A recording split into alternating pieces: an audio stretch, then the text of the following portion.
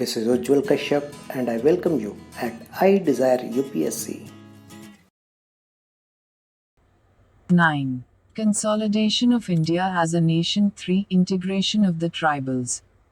The task of integrating the tribal people into the mainstream was extremely complex, given the varied conditions under which they live in different parts of the country, and their different languages and distinct cultures.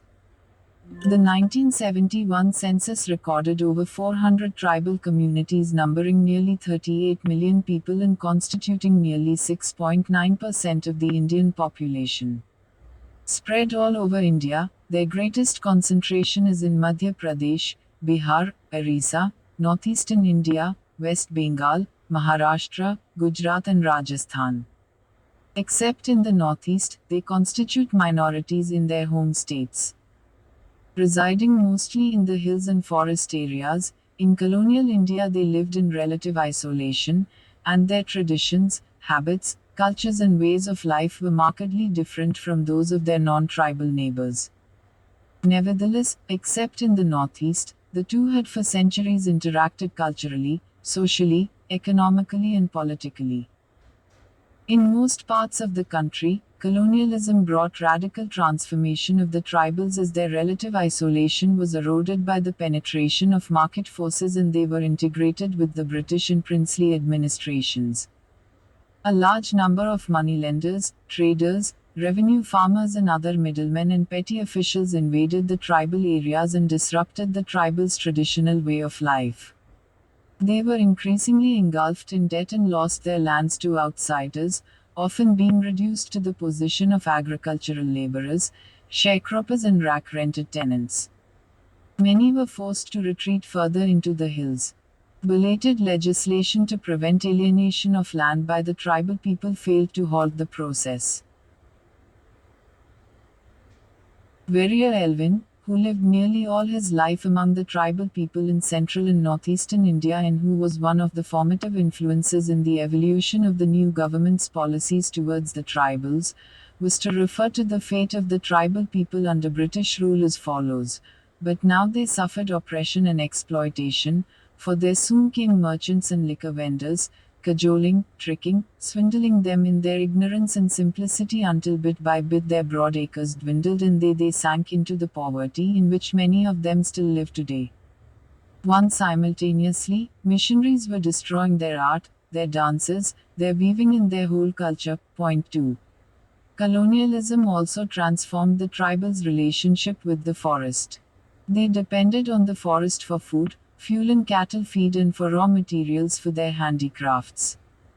In many parts of India, the hunger for land by the immigrant peasants from the plains led to the destruction of forests, depriving the tribals of their traditional means of livelihood. To conserve forests and to facilitate their commercial exploitation, the colonial authorities brought large tracts of forest lands under forest laws which forbade shifting cultivation and put severe restrictions on the tribals' use of the forest and their access to forest products. Loss of land, indebtedness, exploitation by middlemen, denial of access to forests and forest products, and oppression and extortion by policemen, forest officials, and other government officials was to lead to a series of tribal uprisings in the 19th and 20th centuries, for example the Santhal uprising and the Munda rebellion led by Birsa Munda, and to the participation of the tribal people in the national and peasant movements in Orissa, Bihar, West Bengal, Andhra, Maharashtra and Gujarat. Roots of India's tribal policy. The preservation of the tribal people's rich social and cultural heritage lay at the heart of the government's policy of tribal integration. As Jawaharlal Nehru, the main influence in shaping the government's attitude towards the tribals, put it, the first problem we have to face there in the tribal areas is to inspire them, the tribal people, with confidence and to make them feel at one with India, and to realize that they are part of India and have an honored place in it. At the same time, India to them should signify not only a protecting force but a liberating one. Point 3. Indian nationalism, Nehru thought, was capable of accommodating the uniqueness of the tribal people. There were two major approaches regarding the place to be accorded to tribals in Indian society. One approach was to leave the tribal people alone, uncontaminated by modern influences operating outside their world, and to let them stay more or less as they were. The second approach was that of assimilating them completely and as quickly as possible into the Indian society all around them. The disappearance of the tribal way of life was not to be regretted, it was to be welcomed, for that would represent their upliftment. Jawaharlal Nehru rejected both these approaches. The first approach, of treating the tribal people as museum specimens to be observed and written about, was, he said, to insult them. Point for the tribal people, he wrote, could not be left cut off from the world as they were. Isolation was in any case impossible at this stage, for the process of penetration by the outside world had already gone too far, and it was not possible or desirable to isolate them. Point 5. The second approach of allowing them to be engulfed by the masses of Indian humanity, 6, or of their assimilation through the operation of normal outside forces was also wrong, according to Nehru. This would lead to the loss of the tribal's social and cultural identity and of the many virtues they possessed. In fact, he pointed out, if normal factors were allowed to operate, unscrupulous people from outside would take possession of tribal lands and forests and interfere with the life of the tribal people. Point 7. This would also upset their whole life and culture, which had so much of good in them. Point 8.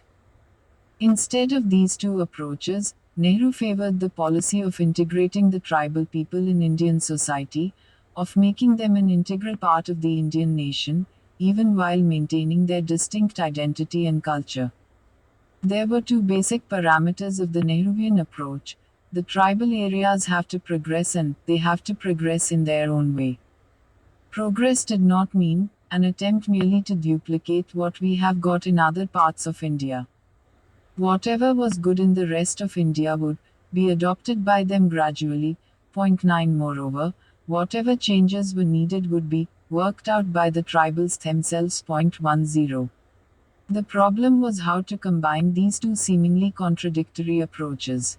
Nehru stood for economic and social development of the tribal people in multifarious ways, especially in the fields of communication, modern medical facilities, agriculture, and education. In this regard, he laid down certain broad guidelines for government policy. First, the tribals should develop along the lines of their own genius. There should be no imposition or compulsion from outside. The non-tribals should not approach them with a superiority complex. Rather, the understanding should be that they had an equal contribution to make to the evolution of the common culture and social and political life of the country. Second, tribal rights in land and forests should be respected, and no outsider should be able to take possession of tribal lands. The incursion of the market economy into tribal areas had to be strictly controlled and regulated. Third, it was necessary to encourage the tribal languages, which must be given all possible support, and the conditions in which they can flourish must be safeguarded. Point 11. Fourth, for administration, reliance should be placed on the tribal people themselves, and administrators should be recruited from amongst them and trained. As few as possible outsiders should be introduced as administrators in tribal areas, and they should be carefully chosen. They should have a sympathetic and understanding approach, and should not consider themselves superior to or apart from the tribal people. They should be prepared to share their life with the tribal people among whom they work. Fifth, there should be no over-administration of tribal areas. The effort should be to administer and develop the tribals through their own social and cultural institutions. Nehru's approach was in turn based on the nationalist policy towards tribals since the 1920s, when Gandhiji set up ashrams in the tribal areas and promoted constructive work. After independence, this policy was supported by Rajendra Prasad, the first president of India, and other major political leaders. To give shape to the government's policy, a beginning was made in the Constitution itself, which directed under Article 46 that the state should promote with special care the educational and economic interests of the tribal people and should protect them from social injustice and all forms of exploitation, through special legislation. The governors of the states in which tribal areas were situated were given special responsibility to protect tribal interests, including the power to modify central and state laws in their application to tribal areas, and to frame regulations for the protection of tribals' right to land and also their protection from moneylenders. The application of the fundamental rights was amended for this purpose. The Constitution also extended full political rights to the tribal people. In addition, it provided for reservation of seats in the legislatures and positions in the administrative services for the scheduled tribes as in the case of the scheduled castes. The Constitution also provided for the setting up of tribal advisory councils in all states containing tribal areas to advise on matters concerning the welfare of tribals. A commissioner for scheduled castes and scheduled tribes was appointed by the president to investigate whether the safeguards provided for them were being observed. Legislative as well as executive action was taken by the state governments to prevent loss of tribal lands to non-tribal people and to prevent exploitation of the tribals by moneylenders. The central and state governments created special facilities and organized special programs for the welfare and development of the tribal areas and the tribal people, including the promotion of cottage and village industries and generation of employment among them. Large expenditures were undertaken and large sums set apart in the 5-year plans for the purpose. The funding for tribal welfare significantly increased after 1971. In spite of the constitutional safeguards and the efforts of the central and state governments, the tribals' progress and welfare has been very slow, and even dismal. Except in the northeast, the tribals continue to be poor, indebted, landless and often unemployed. The problem often lies in weak execution of even well-intentioned measures. Quite often there is a divergence between central and state government policies, the latter being less in tune with tribal interests. In particular, state governments have been relatively ineffective in administering the positive policies and laws laid down by the central government or by the state governments themselves, as repeatedly shown by the Commissioner for Scheduled Castes and Scheduled Tribes and in the reports of the Planning Commission. Quite often the funds allocated for tribal welfare are not spent or are spent without corresponding results, or are even misappropriated. One of the watchdogs of tribal interests, the tribal advisory councils, have not functioned effectively. Often the administrative personnel are ill-trained or even prejudiced against tribals.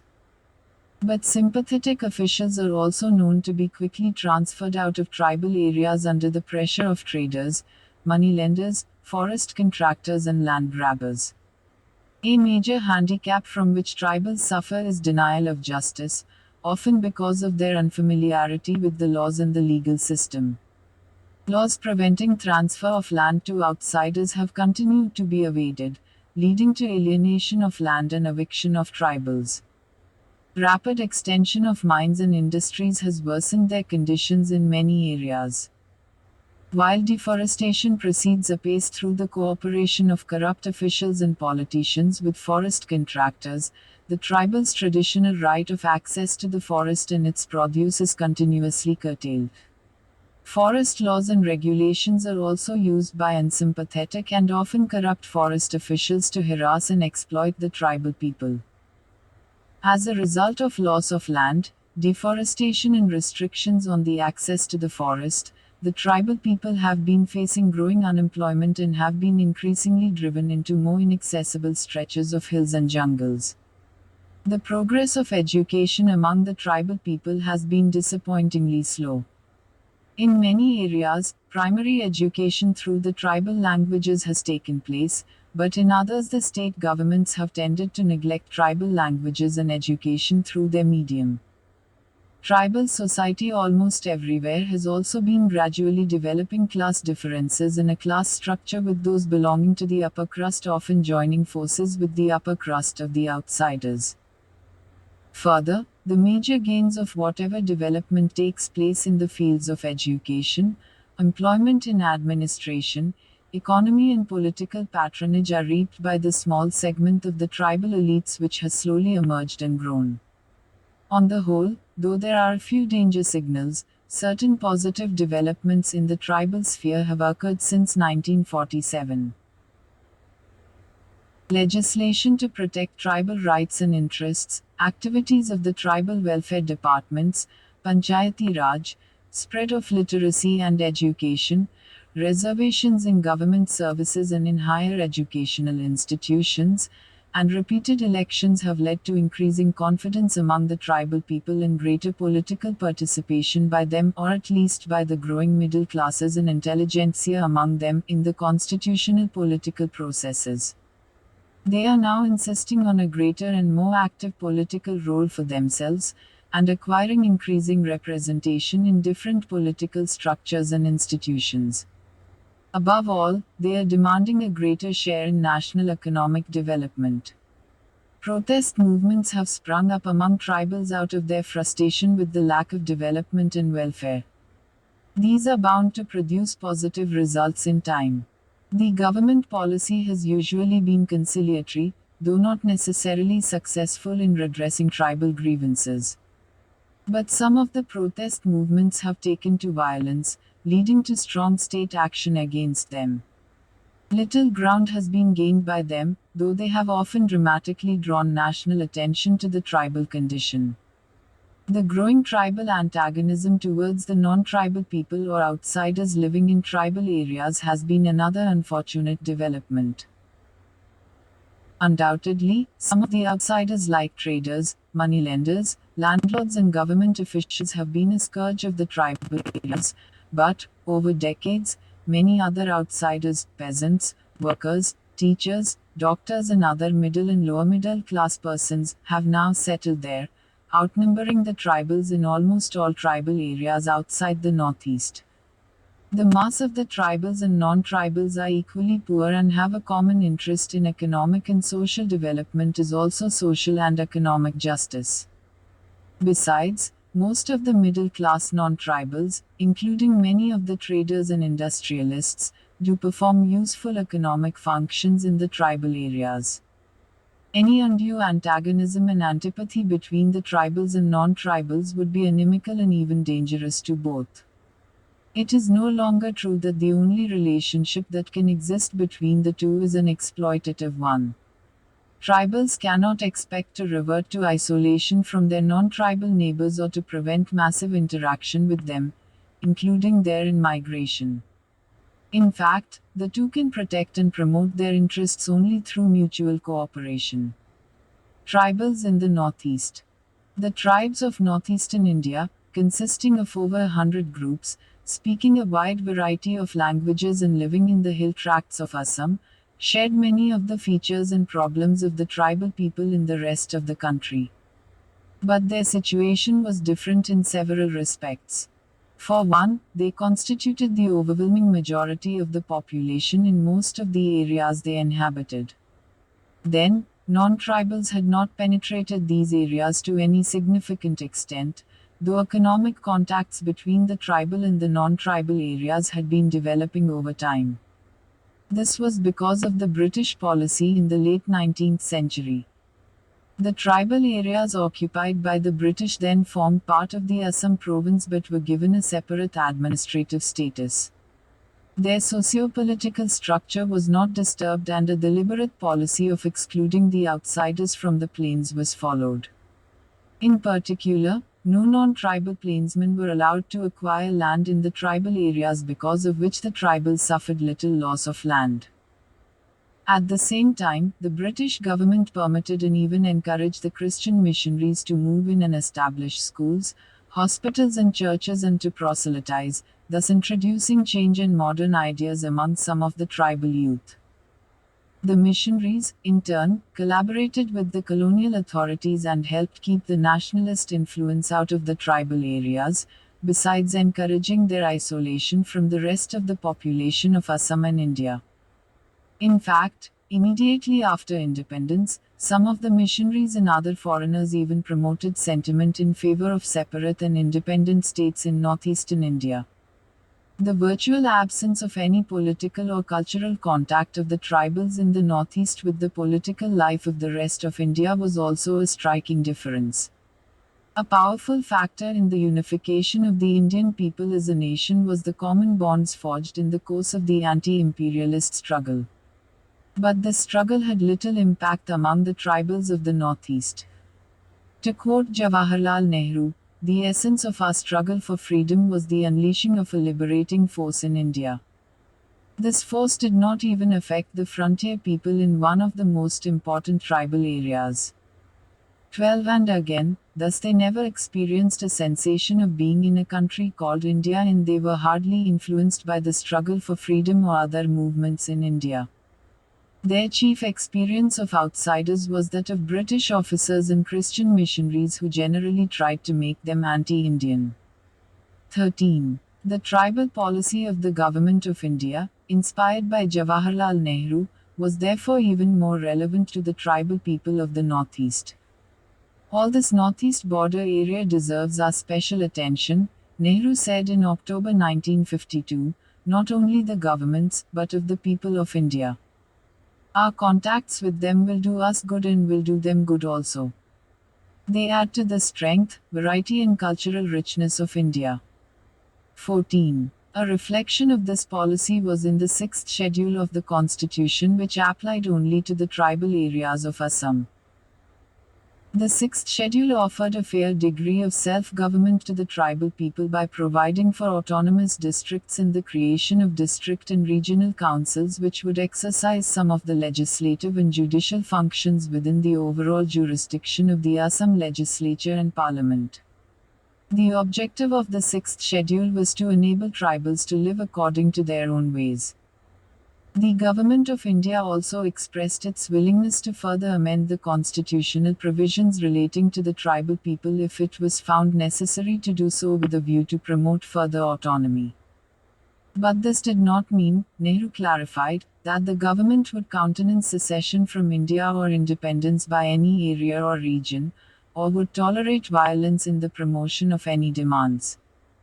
Nehru's and Varya Elvin's policies were implemented best of all in the Northeast Frontier Agency NEFA, which was created in 1948 out of the border areas of Assam. NEFA was established as a union territory outside the jurisdiction of Assam and placed under a special administration.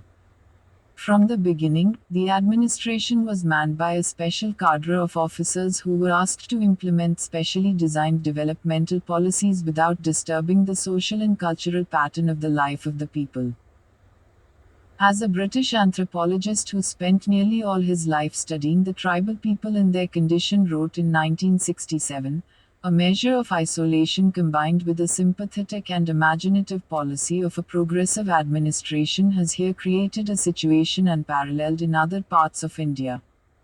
15. NEFA was named Arunachal Pradesh and granted the status of a separate state in 1987. While NEFA was developing comfortably and in harmony with the rest of the country, problems developed in the other tribal areas which were part of Assam administratively. The problems arose because the hill tribes of Assam had no cultural affinity with the Assamese and Bengali residents of the plains. The tribals were afraid of losing their identities and being assimilated by what was, with some justification, seen to be a policy of Assamization. Especially distasteful to them was the attitude of superiority and even contempt often adopted by non-tribals working among them as teachers, doctors, government officials, traders, etc. There was also a feeling among them that the Assamese government failed to understand them and tended to neglect their interests. This feeling represented not so much the reality as the failure of the political leadership of Assam to redress tribal grievances in time and with deep concern. Soon, resentment against the Assam government began to mount and a demand for a separate hill state arose among some sections of the tribal people in the mid-1950s. But this demand was not pressed with vigor, nor did the Government of India encourage it, for it felt that the future of the hill tribes was intimately connected with Assam, though further steps towards greater autonomy could be envisaged. But the demand gained greater strength when the Assamese leaders moved in 1960 towards making Assamese the sole official language of the state.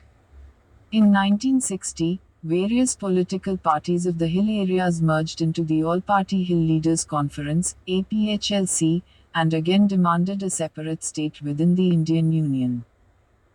The passage of the Assam Official Language Act, making Assamese the official language of the state, and thus the refusal of the demand for the use of the tribal languages in administration, led to an immediate and strong reaction in the tribal districts. There were hartals and demonstrations, and a major agitation developed. In the 1962 elections, the overwhelming majority of the assembly seats from the tribal areas were won by the advocates of a separate state, who decided to boycott the state assembly. Prolonged discussions and negotiations followed. Several commissions and committees examined the issue. Finally, in 1969, through a constitutional amendment, Meghalaya was carved out of Assam as a state within a state, which had complete autonomy except for law and order, which remained a function of the Assam government. Meghalaya also shared Assam's High Court, Public Service Commission and Governor. Finally, as a part of the reorganization of the Northeast, Meghalaya became a separate state in 1972, incorporating the Garo, Khasi and Jaintia tribes. Simultaneously, the Union territories of Manipur and Tripura were granted statehood. The transition to statehood in the case of Meghalaya, Manipur, Tripura and Arunachal Pradesh was quite smooth.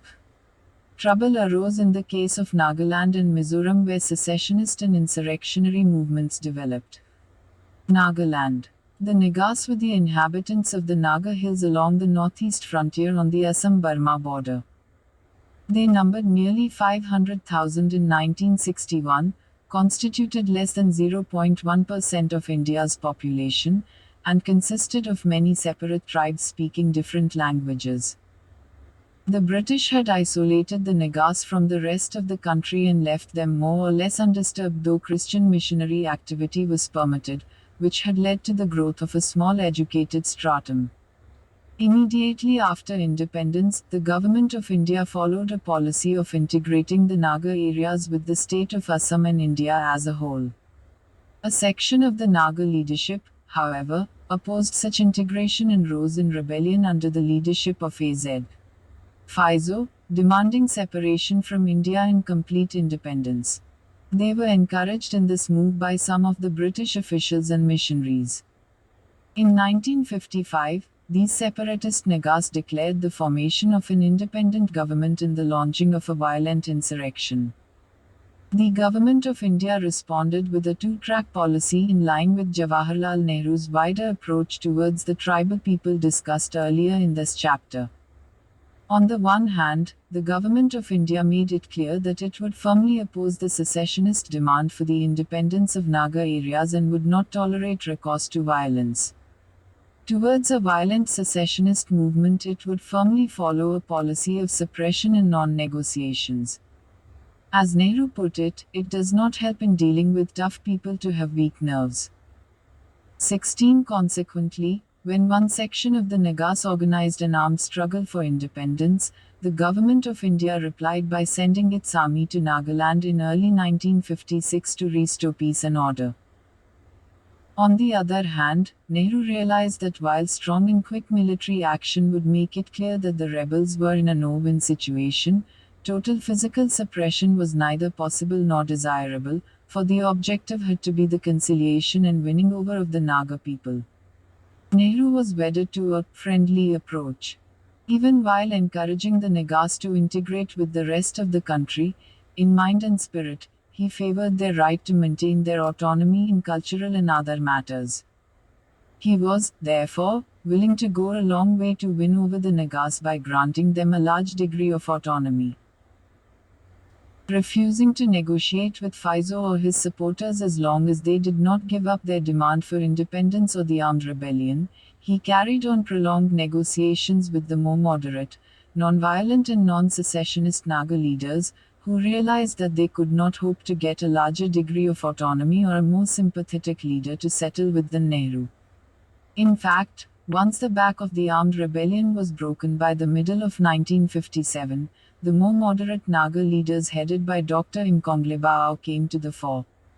They negotiated for the creation of the state of Nagaland within the Indian Union. The Government of India accepted their demand through a series of intermediate steps, and the state of Nagaland came into existence in 1963. A further step forward was taken in the integration of the Indian nation. Also, politics in Nagaland since then followed, for better or for worse, the pattern of politics in the other states of the Union. With the formation of Nagaland as a state, the back of the rebellion was broken as the rebels lost much of their popular support. But though the insurgency has been brought under control, sporadic guerrilla activity by Naga rebels trained in China, Pakistan and Burma, Myanmar, and periodic terrorist attacks continue till this day. We may also refer to one other feature of the Naga situation. Even though the record of the Indian Army in Nagaland has been on the whole clean, especially if the difficult conditions under which they operate are kept in view, it has not been without blemish. Its behavior has been sometimes improper and in rare cases even brutal. Too many times innocent people have suffered. But then it has also paid a heavy price through the loss of its soldiers and officers in guerrilla attacks. Mizoram. A situation similar to that in Nagaland developed a few years later in the autonomous Mizo district of the northeast. Secessionist demands backed by some British officials had grown there in 1947 but had failed to get much support from the youthful Mizo leadership, which concentrated instead on the issues of democratization of Mizo society, economic development and adequate representation of Mizos in the Assam legislature. However, unhappiness with the Assam government's relief measures during the famine of 1959 and the passage of the Act in 1961, making Assamese the official language of the state, led to the formation of the Mizo National Front (MNF) with Laldenga as president. While participating in electoral politics, the MNF created a military wing which received arms and ammunition and military training from East Pakistan and China. In March 1966, the MNF declared independence from India, proclaimed a military uprising and attacked military and civilian targets. The Government of India responded with immediate massive counter-insurgency measures by the army. Within a few weeks the insurrection was crushed and government control restored, though stray guerrilla activity continued. Most of the hardcore Mizo leaders escaped to East Pakistan. In 1973, after the less extremist Mizo leaders had scaled down their demand to that of a separate state of Mizoram within the Indian Union, the Mizo district of Assam was separated from Assam and, as Mizoram, given the status of a union territory. Mizo insurgency gained some renewed strength in the late 1970s but was again effectively dealt with by the Indian Armed Forces. Having decimated the ranks of the separatist insurgents, the Government of India, continuing to follow the Nehruvian tribal policy, was now willing to show consideration, offer liberal terms of amnesty to the remnants of the rebel forces and conduct negotiations for peace. A settlement was finally arrived at in 1986. Laldenga and the MNF agreed to abandon underground violent activities, surrender before the Indian authorities along with their arms, and re-enter the constitutional political stream. The Government of India agreed to the grant of full statehood to Mizoram, guaranteeing full autonomy in regard to culture, tradition, land laws, etc. As a part of the accord, a government with Laldenga as chief minister was formed in the new state of Mizoram in February 1987. Jharkhand. Jharkhand, the tribal area of Bihar consisting of the Chota Nagpur and the Santhal Parganas, has for decades spawned movements for state autonomy. In this area are concentrated several major tribes of India, namely, Santhal, Ho, Arun and Munda. Unlike traditional tribes, nearly all of these practice settled plough agriculture on the basis of family farms. Economic differentiation has set in. There are a significant number of agricultural laborers and a growing number of mining and industrial workers. The landholding pattern among tribals is as unequal and skewed as among non-tribals.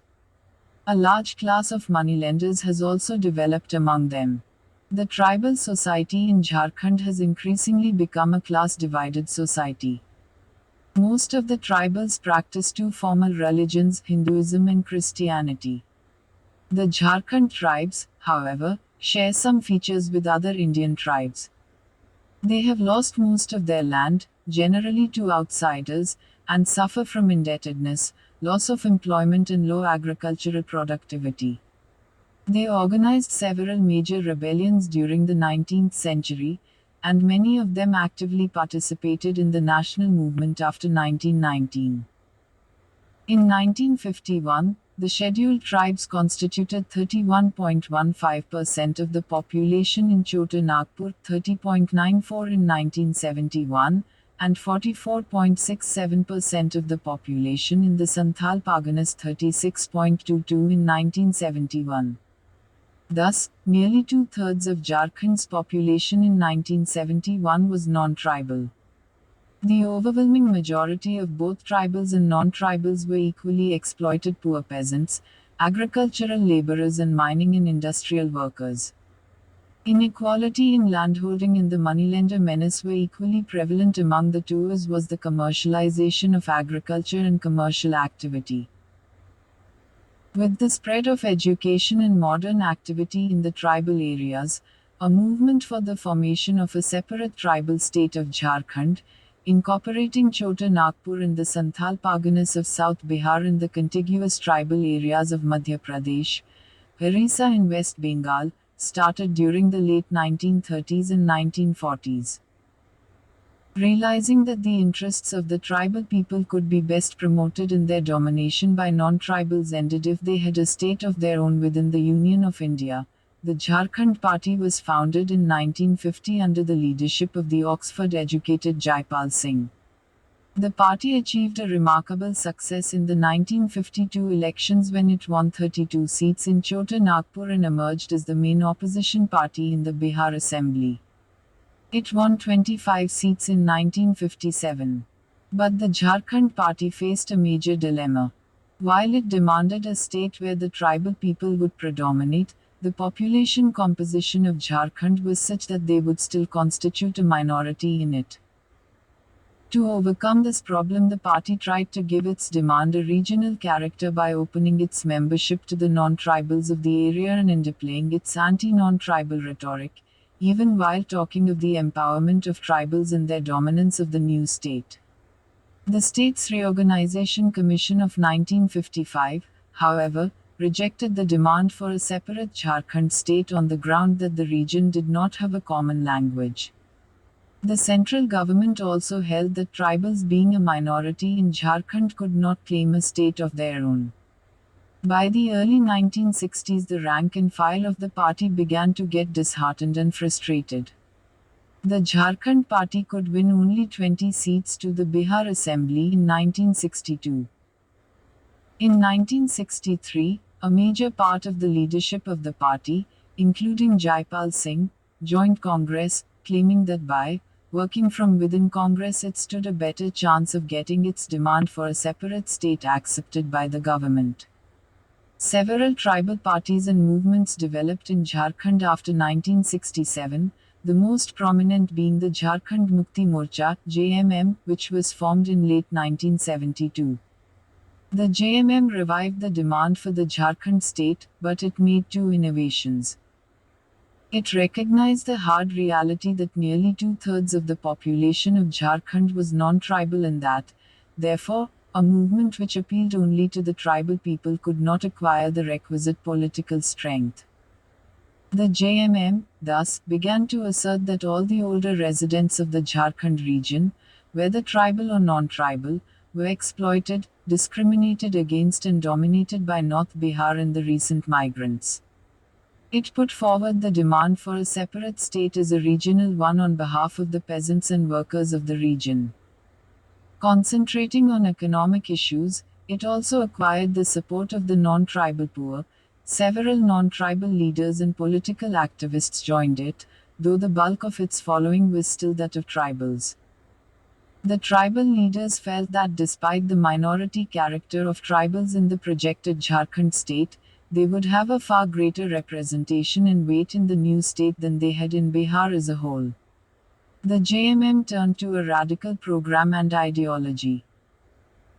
Joined by other groups, especially leftist groups such as the Marxist Coordination Center, it organized several militant agitations on issues such as recovery of alienated land, moneylenders' exploitation, employment of tribals in mines and industries and improved working conditions and higher wages in the latter, police excesses, high-handedness of forest officials and increasing liquor consumption.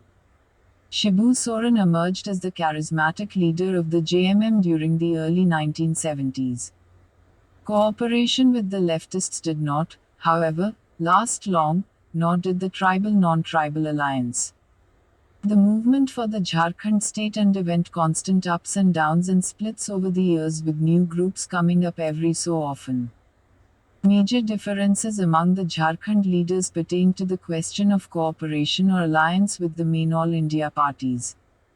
Many of them believed that in parliamentary democracy, a small number of MPs or MLAs could not on their own easily get their demands accepted. Shibu Soren, his followers and some others were also aware of the futility of permanently confronting state power and the inevitable recourse to violence and armed struggle as advocated by the movement's ultra-leftist fringe. The movement also found it difficult to shift completely from tribal to class-based regional politics, since it was basically built around tribal identity and tribal demands. In particular, the policy of reservations for tribals contained the seeds of continuing differences between tribals and non-tribals. Tribal society was also not homogeneous, it contained landlords, rich peasants, traders and moneylenders. However, for various reasons, Jharkhand finally came into existence as a state on the 15th of November 2000. Simultaneously, Chhattisgarh and Uttaranchal were created out of Madhya Pradesh and Uttar Pradesh respectively and given the status of states on the 1st of November and the 9th of November 2002. I hope the session was helpful to you. If you want to support us, you can subscribe to our channel, share it with your friends and other learners interested. Catch you in our next session. As of now, thank you. Jai Hind.